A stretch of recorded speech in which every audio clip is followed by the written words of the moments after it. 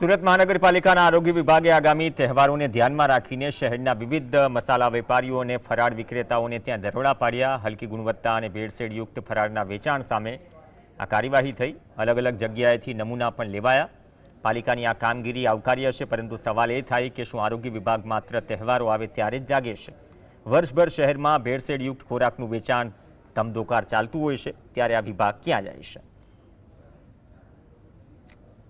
રાજગરાનો લોટ છે, ત્યારબાદ સિંગોરાનો લોટ છે, મોરિયો છે, આ બધા જે ફરાળી વાનગીઓ બનાવવા માટે વપરાતા હોય તેના નમૂનાઓ લેવાનું આ કામગીરી ચાલુ રહી છે। સેમ્પલ કેટલા દિવસમાં આવતા હોય છે અને ફેલ જણાશે તો કઈ રીતે?